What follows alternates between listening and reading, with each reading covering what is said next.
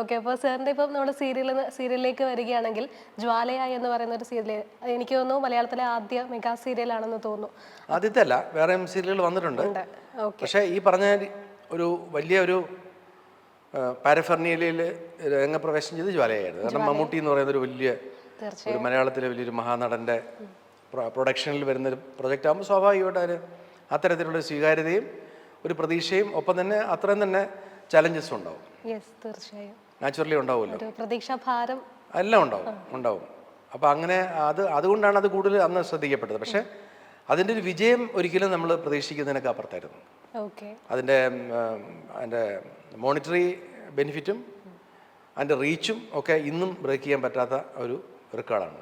തീർച്ചയായും. എങ്ങനെയായിരുന്നു അതിൻ്റെ തുടക്കകാലം എന്ന് പറയുന്നത്? മമ്മൂട്ടി എന്നൊരു വലിയ, ഞാനന്ന് ദൂരദർശനിൽ സീരിയൽ ചെയ്തുകൊണ്ടിരിക്കുന്ന സമയമാണ്. നിരവധി സീരിയലുകൾ 5-6 മറ്റോ അന്ന് ചെയ്ത് കഴിഞ്ഞിരുന്നു. ആ സമയത്താണ് ഒരു ദിവസം ഒരാൾ, അദ്ദേഹം പ്രൊഫസർ അലിയാർ എന്ന് പറയും, കേട്ടിട്ടുണ്ടോ അദ്ദേഹത്തിന്? ഡബ്ബിംഗ് ആർട്ടിസ്റ്റാണ്. അദ്ദേഹം ഒരു ദിവസം ഞാൻ ഷൂട്ട് ചെയ്തുകൊണ്ടിരിക്കുമ്പോഴാണ് വന്ന് പറഞ്ഞു എന്നെ പോലെ, മമ്മൂട്ടി നിങ്ങളെ കാണണമെന്ന് പറയുന്നു, വരണം. അപ്പം എന്താ വിഷയം എന്ന് ചോദിച്ചാൽ പറയാം, അല്ല എന്തോ പരസ്യം ചെയ്യാനോ എന്തോ ആണെന്ന് എനിക്ക് തോന്നുന്നു. ഞാൻ പരസ്യങ്ങളൊക്കെ ചെയ്യുമായിരുന്നു. അപ്പം ഞാൻ എൻ്റെ ഷൂട്ട് നടന്നുകൊണ്ടിരിക്കുന്ന സമയമല്ലേ, അപ്പോൾ ഷൂട്ട് കഴിഞ്ഞിട്ട് മതിയോ ചോദിച്ചു. പറഞ്ഞു മതി, നിങ്ങളുടെ ഷൂട്ട് തീരുന്ന ലാസ്റ്റ് ഡേയിൽ നമുക്ക് എവിടെയുണ്ട്, അന്നേരം ഉച്ച സമയത്ത് ചെല്ലാനാണ് പറഞ്ഞിരിക്കുന്നത്, ഊണിൻ്റെ സമയത്തെന്ന് പറഞ്ഞു. ഞാൻ പോയി കണ്ടു, സംസാരിച്ചു കഴിഞ്ഞ ഉടനെ തന്നെ ആദ്യമേ പുള്ളിയോട് പറഞ്ഞു, നമ്മളൊരു സീരിയൽ ചെയ്യുന്നു, അപ്പോൾ അത് നിങ്ങളാണ് ചെയ്യുന്നത്. അപ്പോൾ ഞാനൊരിക്കലും കഥയൊക്കെ ഞാൻ എഴുതുമെന്ന് ഞാൻ വിചാരിച്ചില്ല, പക്ഷേ ഡയറക്റ്റ് ചെയ്യാനായിരിക്കും എന്നെ വിളിക്കുന്നത്. അപ്പോൾ ഞാൻ ചോദിച്ചു, ആരാണ് കഥ എഴുതുന്നത്? ഏതെങ്കിലും സിനിമയിലെ എഴുത്തുകാരായിരിക്കും എന്ന് വിചാരിച്ചു. അവിടെ കഥയൊന്നും വേറെ ആരുമല്ല എഴുതുന്നത്, നിങ്ങൾ തന്നെ എഴുതുന്നു. അപ്പോൾ കഥ നിങ്ങൾ തന്നെ ഉണ്ടാക്കണം. ഞാനൊരു 4 ദിവസം കഴിഞ്ഞ് വരും, അപ്പോഴത്തേക്കും സ്റ്റോറി ഉണ്ടാക്കി വെച്ചേക്കണം. 4 ദിവസത്തിനുള്ളിൽ സ്റ്റോറി ഉണ്ടാക്കി വെക്കണം. അത് കഴിഞ്ഞിട്ട് നമുക്ക് നമുക്ക് പ്ലാൻ ചെയ്യാം. ഒരു മെഗാ സീരിയൽ വേണം. ഇപ്പം മെഗാ സീരിയലിൻ്റെ കാലമാണ് ഇനി വരാൻ പോകുന്നത്. പുള്ളി എല്ലാ കാര്യങ്ങളും വളരെ മുൻകൂട്ടി കാണുന്ന ഒരാളാണ്.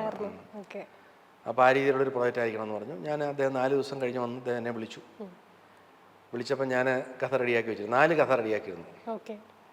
ഈ 4 കഥയും പറയാനുള്ള തയ്യാറെടുപ്പിലാണ് ഞാൻ പോയത്. ടെക്നോ പാർക്ക് വെച്ച് ഞങ്ങൾ സിനിമ ഷൂട്ടിങ്ങിന് ഇടയ്ക്ക് വെച്ച് കണ്ടു. കഥ പറയാൻ പറഞ്ഞു. അപ്പോൾ ഞാൻ പറഞ്ഞു 4 കഥ റെഡി ആയിട്ടുണ്ട്. ഞാൻ പറഞ്ഞു, അപ്പോൾ എന്നോട് പറഞ്ഞു 4 കഥയുടെ ഒരു ബാക്ക് ഡ്രോപ്പ് എന്താ? ഞാൻ പറഞ്ഞു ഒരെണ്ണം ഒരു സിനിമയുടെ ബാക്ക് ഡ്രോപ്പാണ്. അങ്ങനെ ഓരോന്നോരോന്ന് പറഞ്ഞു കൊടുത്ത് ഒരെണ്ണം പറഞ്ഞു കുട്ടനാടിൻ്റെ ബാക്ക് ഡ്രോപ്പിലൊരു കഥയുണ്ട്, അപ്പോൾ അത് കേൾക്കാതെയെന്ന് പറഞ്ഞു. അപ്പം അദ്ദേഹവും ഈ വൈക്കത്തിന് അടുത്തല്ലേ, അപ്പോൾ കുട്ടനാടുമായിട്ടുള്ളൊരു കണക്ഷൻസ് ഉണ്ടായി. അതുകൊണ്ടായിരിക്കും ചിലപ്പോൾ ആ താല്പര്യം പറഞ്ഞ ആ ഒരു ബാക്ക് ഡ്രോപ്പ് പറഞ്ഞപ്പോൾ ആ കഥ പറഞ്ഞൊരു ആയില്ല, കുറച്ച് സമയം ആയി കഴിയുമ്പോഴുള്ളൂ പറഞ്ഞു നമ്മൾ ഈ സബ്ജക്റ്റാണ് ചെയ്യുന്നത്, വേറെ കഥയൊന്നും കേൾക്കണ്ടെന്ന് പറഞ്ഞു. കാരണം ഈ സബ്ജക്റ്റ് എനിക്ക് പ്രതീക്ഷയില്ലായിരുന്നു. കാരണം ഇതൊരു 65 വയസ്സായ ഒരു മനുഷ്യൻ 60 വയസ്സായിട്ടുള്ളൊരു സ്ത്രീയെ പ്രേമിക്കുന്ന കഥയാണ്. ഒരിക്കലും ഒരു വിഷ്വൽ മീഡിയയിലേക്ക് ഇത് പറ്റുമോ എന്ന് സ്വാഭാവികമായി സംശയിക്കാം. പക്ഷേ ഏതെങ്കിലും നോവലുകളിൽ നിന്നോ ഏതെങ്കിലും സിനിമകളിൽ നിന്നോ ഒന്നും എടുത്ത ഒരു കഥയല്ല. 101% ഓത്തൻറ്റിക് ആയിട്ടുള്ള സ്റ്റോറിയാണ്. അതായത് 65 വയസ്സായ ഒരു ആള് 60 വയസ്സായ ഈ സ്ത്രീയെ പ്രണയിക്കുന്ന അവരുടെ ബാല്യം മുതലാണ്. പക്ഷെ അവർ വിവാഹിതരല്ല. അവർ വിവാഹിതരും മറ്റ് ഇയാള് വിവാഹിതനും കുട്ടികളും അവരുടെ മക്കളും അവരുടെ മക്കളും ഒക്കെ ആയതാണ്.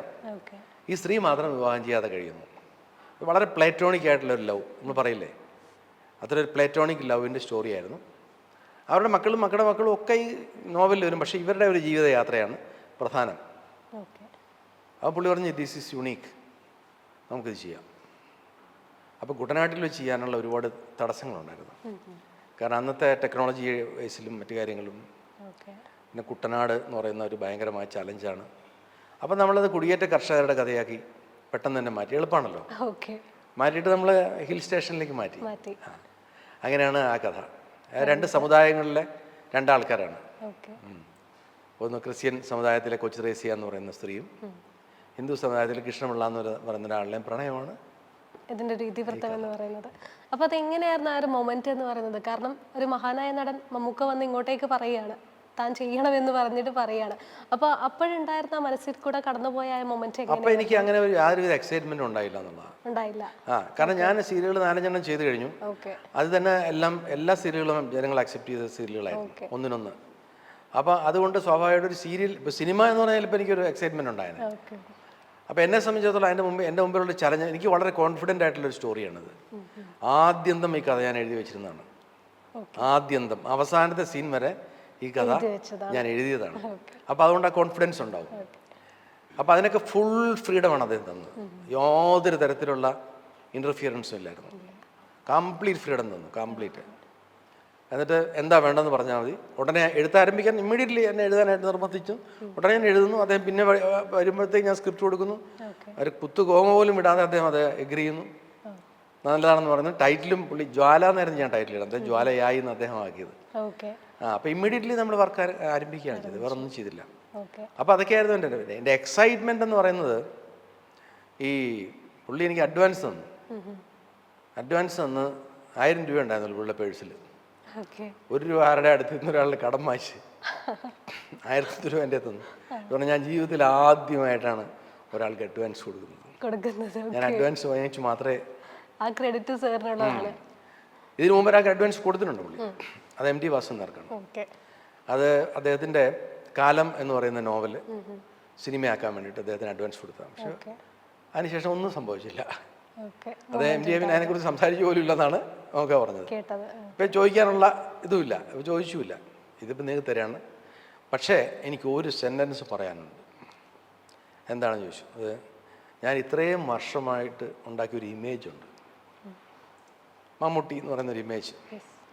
അത് ഞാൻ കയ്യിലേക്ക് ഏൽപ്പിക്കുക. അത് തകർത്ത് കളയരുത്.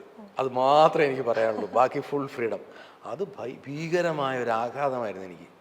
ടെൻഷൻ ഉണ്ടായിരുന്നു. കാരണം വെച്ചാൽ മമ്മൂട്ടി എന്ന് പറയുന്ന ഇമേജിനെ ഞാൻ താങ്ങണോ എന്നുള്ളതാണ് എൻ്റെ ചോദ്യം. സീരിയൽ ഉണ്ടാക്കുക എന്നുള്ളതല്ല, ഇദ്ദേഹം ആണ് പ്രൊഡ്യൂസ് ചെയ്യുന്നത്. അപ്പോഴാണ് ഞാൻ അതിൻ്റെ യാഥാർത്ഥ്യം മനസ്സിലാകുന്നത്. മമ്മൂട്ടി എന്ന് പറയുന്ന ഒരാൾ സിനിമയിലെ ഏറ്റവും ടോപ്പ് റാങ്കിങ് ആയിട്ടുള്ള നടൻ തിളങ്ങി നിൽക്കുന്നു. അദ്ദേഹം ഒരു സീരിയൽ എന്നെ വിളിച്ചിട്ട് ചെയ്യിപ്പിക്കുന്നു. അദ്ദേഹം സീരിയൽ ചെയ്യുന്നു എന്ന് തന്നെ വലിയ ന്യൂസായിരുന്നു, പത്രത്തിലൊക്കെ വലിയ ന്യൂസായിരുന്നു. എന്നിട്ട് പറയുന്നു അദ്ദേഹത്തിൻ്റെ ഇമേജ് കയ്യിലേക്ക് ഏൽപ്പിക്കുന്നു, സൂക്ഷിക്കണം. അതെന്നെ ഉറക്കം കെടുത്തി എന്ന് തന്നെ പറയാം. ഞാൻ പിന്നീട് എപ്പോഴും ചിന്തിച്ചുകൊണ്ടിരിക്കുന്ന കാര്യമാണ്, ഷൂട്ട് ചെയ്യാൻ പോകുമ്പോഴൊക്കെ ചിന്തിച്ചുകൊണ്ടിരിക്കുന്ന കാര്യം അതായിരുന്നു. അദ്ദേഹത്തിൻ്റെ ഇമേജ് ഇതിനെന്തെങ്കിലും പരിക്ക് പറ്റിയാൽ. രണ്ടാമത്തെ ത്രെറ്റ് എന്ന് പറയുന്നത് അത് ഉദ്ഘാടനം ചെയ്ത് നമ്മുടെ ടാഗോർ തിയേറ്റർ വെച്ചായിരുന്നു. മലയാളത്തിലെ എല്ലാ സിനിമാക്കാരും ഉണ്ടായിരുന്നു. മരിച്ചുപോയ പ്രഗത്ഭരായ സിനിമാക്കാർ പലരും ഉണ്ടായിരുന്നു. പി ഭാസ്കർ മാഷൊക്കെ ഉണ്ടായിരുന്നു. അപ്പോൾ അവരെല്ലാം പ്രസംഗിച്ചതിന് ശേഷം ശ്രീനിവാസൻ പ്രസംഗിക്കാനായിട്ട് വന്നു. ശ്രീനിവാസൻ ഉണ്ടായിരുന്നു.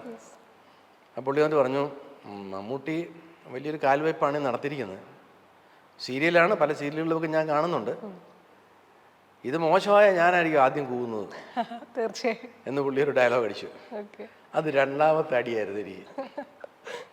അപ്പം ഇത് 2 അടികളും ഏറ്റുവാങ്ങിക്കൊണ്ടാണ് ഞാൻ ഈ രംഗത്ത് ഇറങ്ങിയത്. ഫസ്റ്റ് ദിവസം ഈ സീരിയൽ വന്നു ടെലികാസ്റ്റ് ചെയ്യുന്ന സമയത്ത്. അന്ന് ഈ നെറ്റ്വർക്ക് ഇതുപോലൊന്നും ഇല്ലല്ലോ. അപ്പം ദുബായിലായിരുന്നു നമുക്ക്. ദുബായ് എന്ന് പറഞ്ഞ സിനിമ ചെയ്തുകൊണ്ടിരിക്കുക, ജോഷി സാറിൻ്റെ സിനിമ. അവിടെ എന്തോ പ്രത്യേക സംവിധാനങ്ങളൊക്കെ ഉണ്ടാക്കി പുള്ളിക്കാരൻ ഈ സീരിയൽ കാണാൻ. ജോഷി സാറും ഒക്കെ ഉൾപ്പെടെ എല്ലാവരും ഫുൾ ടീം ഇരുന്നാണ് സീരിയൽ. ഉച്ചയ്ക്കാണല്ലോ, 3:30 സിനിമ കാണുന്നത്, ആ സീരിയൽ കാണുന്നത്. അപ്പം ഞാനിവിടെ ഏഷ്യാനെറ്റിലൊരു സീരിയൽ ഷൂട്ട് ചെയ്തുകൊണ്ടിരിക്കുക, ദേവത എന്ന് പറഞ്ഞൊരു സീരിയൽ വരുന്നുണ്ട്. അത് ഷൂട്ടിങ് നടന്നുകൊണ്ടിരിക്കുക. അതിനിടയ്ക്ക് ഫോൺ വരുന്നു. അപ്പോൾ ഞാൻ ഈ പൈലറ്റ് എപ്പിസോഡ് കണ്ടില്ല. ഒരു ടെൻഷൻ. ഞാൻ ഷൂട്ട് ചെയ്തുകൊണ്ടിരുന്നു. അപ്പം നമ്മുടെ കൂടെയുള്ള ക്രൂ ആൾക്കാരൊക്കെ കാണുന്നുണ്ട്. ഷൂട്ടിങ് എപ്പിസോഡ് കഴിഞ്ഞ ഒട്ടനെ ഫോൺ വരുന്നു. ഇവിടെ പറഞ്ഞു, ഞാൻ ഒരിക്കലും ഇത്രയും പ്രതീക്ഷിച്ചില്ല. അതായിരുന്നു ഫസ്റ്റ് കമൻറ്റ്. വളരെ നന്നായിരിക്കുന്നു, ഇതുപോലെ അങ്ങ് പോയാൽ, അല്ല ഇതുപോലെ പോവും, ഞാൻ സ്ക്രിപ്റ്റ് വായിച്ചതാണല്ലോ, ഇതുപോലെ പോവും, വളരെ ഗംഭീരമായിരിക്കുന്നു, ഞാൻ ഒരാൾക്ക് കൊടുക്കാം എന്ന് പറഞ്ഞ് പിന്നെ ജോഷി സാറിന് കൊടുത്തു. ജോഷി സാർ ഭയങ്കര ഹൈ ഒപ്പീനിയൻ പറഞ്ഞു. ഞാനിനി എല്ലാ എപ്പിസോഡും ഞാൻ ഈ സീരിയലിലെ കാണും. കാരണം അത്രത്തോളം എന്നെ ഇതിരിക്കുന്നു. ഞാൻ സീരിയൽ സാറിനെ, എനിക്ക് അതിനോട് താല്പര്യമില്ലാത്ത ഒരാളാണ്. പക്ഷേ ഇത് കണ്ടു കഴിഞ്ഞപ്പം ഇത് കാണണം എന്ന് തീരുമാനിച്ചിരിക്കുകയാണ്. എല്ലാ എപ്പിസോഡും കണ്ടിട്ട് ഞാൻ വിളിക്കും എന്ന് പറഞ്ഞു. അങ്ങനെ അവിടെയുള്ള പല ആൾക്കാരും സംസാരിച്ചു. അതായിരുന്നു ഇതിൻ്റെ ഒരു തുടക്കം. ജോഷി സാർ പറഞ്ഞ പോലെ തന്നെ പാലിച്ചു. അദ്ദേഹം എല്ലാ എപ്പിസോഡും ജ്വാലയുടെ കണ്ടു. എന്നെ കാണുമ്പോഴെല്ലാം അദ്ദേഹം ഈ കാര്യം പറയുമായിരുന്നു. അങ്ങനെ